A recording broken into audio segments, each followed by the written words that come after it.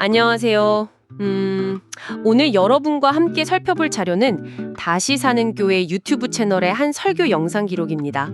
빌립보서 3장 4절에서 9절을 중심으로 해서 인생의 진짜 가치, 또 정체성을 어디서 찾아야 하는가, 이런 깊은 질문을 던지고 있는데요. 네, 이 설교가 사도 바울의 그 극적인 인생 변화를 통해서요. 우리가 뭘 수입으로 여기고 뭘 또 지출로 여기며 사는지 그 관점을 다시 생각해 보게 만들죠. 설교 시작할 때 비유가 재밌었어요.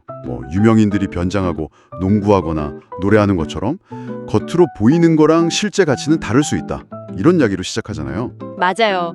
그 비유 좋더라고요. 설교에서는 삶에 좋은 것들 있잖아요. 기쁨, 성공, 좋은 학력이나 부 같은 거요. 이걸 인생 수입이라고 하고요. 반대로 슬픔, 실패, 가난, 상처 이런 안 좋은 것들을 인생 지출이라고 비유하더군요. 이런 비유 어떻게 보셨어요? 저는 굉장히 흥미로운 접근법이라고 생각했어요. 특히 사도 바울의 예를 들여다보면 그가 처음에는 수입이라고 생각했던 것들이 정말 대단했거든요. 당시 기준으로는 거의 최고였죠. 8일 만에 할례 받았고 이스라엘 정통 혈통이고 특히 베냐민 지파 출신이라는 자부심. 이게 보통이 아니잖아요. 아, 베냐민 지파. 그게 또 의미가 있죠. 네. 이스라엘 초대 왕 사울을 배출한 지파고 또 왕국 분열됐을 때 유다 지파랑 같이 남유다 왕국을 형성하면서 의리를 지킨 그런 상징성이 있거든요. 게다가 스스로 히브리인 중에 히브리인이다. 율법으로는 바리새인이다. 그러니까 당시에 가장 엄격하게 율법 지킨다고 인정받던 그룹 소속이었고요. 율법의 의로는 흠이 없다. 이렇게 자부했으니까요. 이건 진짜 완벽한 스펙이었던 거죠. 정말 당시 사회에서는 하나 빠지지 않는 최고의 수입 목록이었겠네요. 근데 그렇게 대단한 스펙을 가졌던 바울이 어떻게 그 모든 걸 다르게 보기 시작했을까요? 설교 7절, 8절 보면 완전한 반전이 일어나잖아요. 맞습니다. 그게 바로 이 설교의 핵심 전환점이죠. 바울은 이전에 유익이라고, 그러니까 수입이라고 여겼던 그 모든 것들을요. 이제는 즉 지출로 여기고 심지어 배설물, 로까지 여긴다고 고백해요. 배설물이라니 굉장히 강한 표현인데요. 그렇죠. 그 이유가 딱 하나라는 거예요. 내 주 그리스도 예수를 아는 지식이 가장 고상하기 때문이다. 이걸 밝히죠.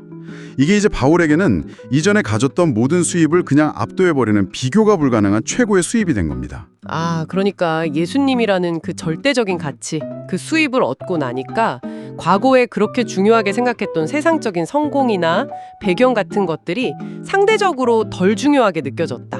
이런 거군요. 네, 맞아요. 그게 아예 필요 없다 이런 뜻이 아니라 예수님이라는 가치에 비하면 다른 것들은 부차적인 게 된다. 우선순위가 완전히 바뀐 거죠. 네네. 심지어는 그 가치들이 지출처럼 느껴질 만큼 예수님을 아는 것이 훨씬 더 큰 수입이다. 이런 계산법의 변화군요. 정확합니다. 설교자분이 이 지점에서 아주 현실적인 비유를 드시더라고요. 그 50억 로또 당첨 이야기요. 아, 네. 기억나요. 그 비싼 토마호크 스테이크도 50억 로또에 당첨되면 큰 고민 없이 매주 사 먹을 수 있다는 비유였죠.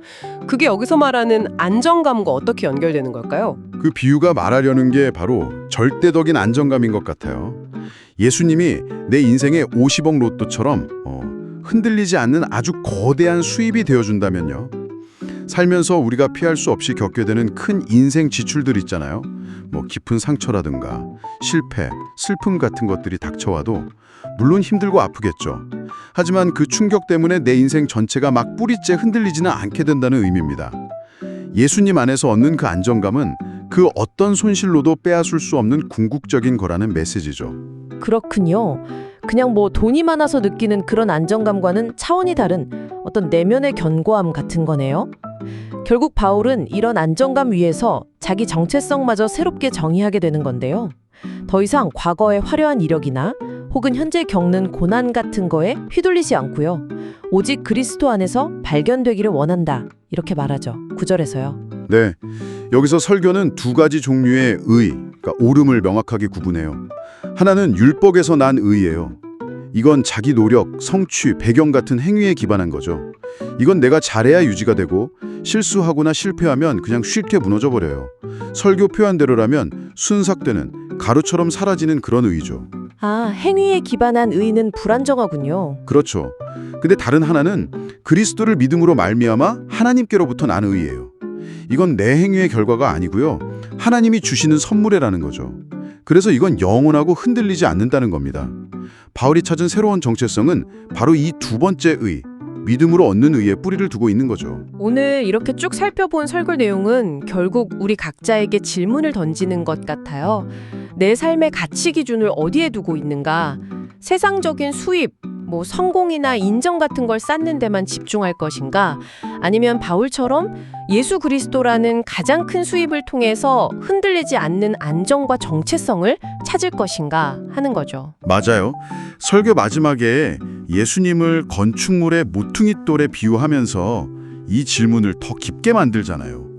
믿는 사람에게는 건물을 딱 지탱하는 가장 중요하고 귀한 돌이지만 믿지 않는 사람에게는 그냥 쓸모없어서 버려진 돌과 같다는 그 말씀이요. 네, 여기서 여러분께 던져지는 마지막 생각거리는 이겁니다. 여러분의 인생이라는 건물에서 예수님은 과연 어떤 돌인가요? 혹시 젠가 게임 할 때처럼 이거 하나쯤 빼도 당장은 무너지지 않을 것 같은 그런 그냥 부가적인 돌은 아닌가요? 아니면 정말 여러분의 삶 전체를 세우고 지탱하는 절대로 없어서는 안 될 가장 중요한 모퉁이 돌인지 한번 진지하게 돌아볼 필요가 있겠습니다.